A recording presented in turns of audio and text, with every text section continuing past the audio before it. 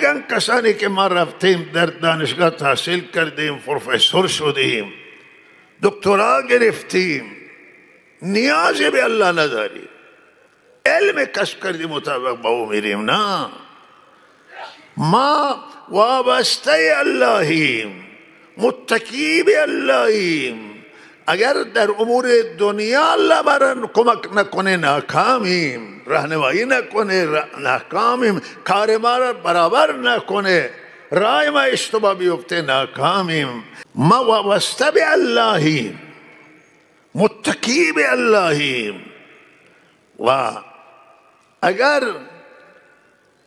ما احساس به نیازی به الله تعالی بکنیم، ایاک نعبد و ایاک نستعین، ما احساس به نیازی بکنیم، این گمراهی بزرگ و اشتباه بزرگی است.